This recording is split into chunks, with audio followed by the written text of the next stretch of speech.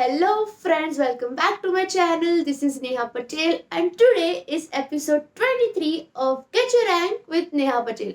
So guys, जैसे कि मैंने लास्ट वीडियो से study individual subject strategy start की है and last video was about company law का स्टडी स्ट्रेटेजी। तो उसी में मुझे JIGL करके एक सब्जेक्ट है CS एग्जीक्यूटिव में, उसमें मुझे 35 लाइक्स आए हैं यार। सो आई वाज लाइक कि अब तो इसी में बनाना है, बट मुझे पता नहीं JIGL क्या है, बिकॉज मेरे टाइम पे, मेरे CS एग्जीक्यूटिव के टाइम पे there was no JIGL and this doesn't mean कि मैं 10-20 साल पुरानी हूँ, क्योंकि ICSI हमेशा 2-3 साल में चेंजेस लाता रहता है। ठीक है, सो मेरे टाइम पे तो ये नहीं था, मेरे बाद वाले बैच को ये सब स्टार्ट हुआ था। So I research on this subject कि भाई ये है क्या, एंड गेस व्हाट, मुझे क्या मिला। JIGL वैसे सब्जेक्ट है जो मुझे बिल्कुल भी नहीं पसंद है, बट जो मुझे पसंद भी है। मतलब JIGL is a combination of 2 subjects. ठीक है, उसमें ILGL भी है जो हमारे टाइम पे था एंड ECL भी है जो हमारे टाइम पे था। And I used to hate ILGL and I used to love ECL। So ये ऐसा एक सब्जेक्ट है जो मुझे पसंद भी है और नहीं भी है, JIGL।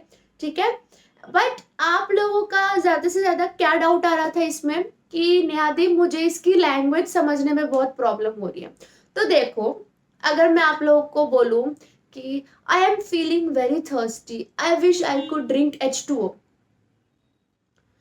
तो अब जिसको केमिस्ट्री नहीं आती है, जिसको केमिकल फॉर्मूलाज नहीं आते, वो सोचने में पड़ेगा ये H2O क्या होता है, ये इन्होंने क्या बोला।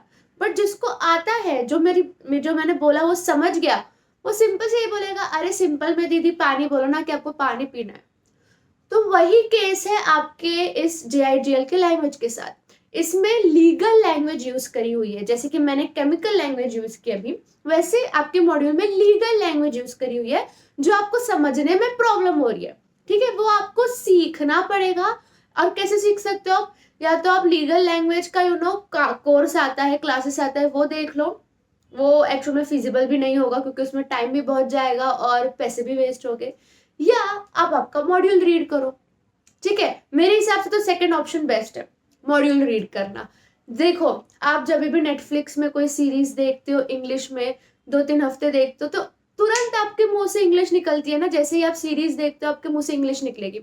आप कोरियन सीरीज देखोगे तो आप थोड़ा थोड़ा कोरियन भी सीख जाओगे।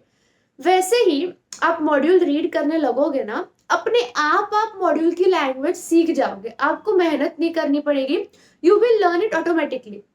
मैंने भी इसी तरीके से सीखा हुआ था मॉड्यूल का लैंग्वेज, लीगल लैंग्वेज। एंड मैं भी बोल सकती हूँ कि मुझे लीगल लैंग्वेज अभी आ चुकी है। इसलिए जब मैंने JIGL देखा, देन आई वाज फाइंडिंग कि अरे इसमें आपको क्या समझ में नहीं आ रहा है। मेरे को ये नहीं समझ में आ रहा था कि आपको इसमें क्या समझ में नहीं आ रहा है, बट देन आई रियलाइज कि अच्छा, लीगल लैंग्वेज जो मुझे आता है और शायद आप लोगों को नहीं आता होगा क्योंकि हमने तो कभी मॉड्यूल पढ़ा ही नहीं है ना। सो इसलिए मैं हमेशा बोलती रहती हूँ कि मॉड्यूल रीड करो, it is going to help you all. But कोई बात नहीं, अभी भी फेब का पूरा महीना, मार्च, अप्रैल, मई, ये चारों पूरे महीने आपके पास बचे हुए हैं। You have a lot of time, you can start reading it now as well. Target रखो कि दिन में 1 पेज तो मॉड्यूल का रीड करना ही है, जिससे आपको धीरे धीरे समझ में आ जाएगा। अब देखो, JIGL में कॉन्स्टिट्यूशन एक ऐसा चैप्टर है जो बहुत बड़ा है। ठीक है, एंड मेरे हिसाब से वो बहुत इंपॉर्टेंट भी है, तो उसमें आपको ध्यान देना पड़ेगा। बचे रह गए जो क्रिमिनल कोड हो गया, सिविल प्रोसीजर कोड हो गया, और जो फर्स्ट चैप्टर है ना, वो तो यार सिर्फ नाम के लिए होता है, उसमें इतना ध्यान देने की जरूरत नहीं है, वो बस ऊपर ऊपर से आपको पढ़ना है। और बाकी जो मैंने कहा, सिविल हो गया, क्रिमिनल हो गया, वो सब आपको इस तरीके से पढ़ना है जैसे H2O और वाटर। ठीक है, आपको बस मतलब समझना है कि भाई तू बोलना क्या चाह रहा है। जैसे मैं बोलना चाह रही थी कि पानी होता मेरे पास तो अच्छा होता, वैसे आपको समझना है वो मॉडल में तुम बोलना क्या चाह रहे हैं, दैट्स इट। वो लैंग्वेज को सेम टू सेम आपको रट्टा मारना, लिखना, ये सब की जरूरत नहीं है। बस आपको अल्टीमेट मीनिंग समझना है। और आप कैसे समझोगे ये सब चैप्टर्स का अल्टीमेट मीनिंग? आपका लेक्चर्स अटेंड करके, है ना। जब आप लेक्चर देखोगे, जब आप समझोगे कि आपके प्रोफेसर ने आपको कैसे समझाया, आप जब वो जॉट डाउन करोगे, जब फिर दोबारा पढ़ने बैठोगे, तो आपको लैंग्वेज नहीं बट जो आपने जॉट डाउन किया है वो पढ़ना है। बट आई डोंट नो कितनों ने ये किया है। नहीं किया है तो आपके रिकॉर्डेड लेक्चर्स होंगे, वापस देखो और वापस करो। और कुछ सोल्यूशन नहीं है इसका, ठीक है, क्योंकि आपके पास अभी भी टाइम है। बचे रह गए जो आपके आर्बिट्रेशन, रजिस्ट्रेशन, आरटीआई, ये सब तो इतने अच्छे अच्छे चैप्टर्स है ना, मुझे तो बहुत पसंद थे ये सब चैप्टर्स, बहुत स्कोरिंग भी है इसमें। तो आपको हमेशा ऐसा ही ट्राई करना है कि यार जो भी क्वेश्चन है इसमें से 5 मार्क्स लेकर आना है। अब आप पढ़ोगे कैसे, देखो सबसे पहले जो भी आपका प्राइमरी बेस है ना, जैसे मैंने तो ईसीएल और आईएलजीएल दोनों ही मॉड्यूल से किया हुआ था। एक सेकंड, आईएलजीएल मैंने मॉड्यूल से नहीं किया हुआ था, मैंने आईएलजीएल पहले स्कैनर किया था फिर मॉड्यूल। हाँ, तो जो ईसीएल है वो मैंने मॉड्यूल से किया हुआ था। तो मैं जब भी ईसीएल का चैप्टर पढ़ने बैठती थी हमेशा पहले मॉड्यूल खोलती थी और रिवाइज करती थी।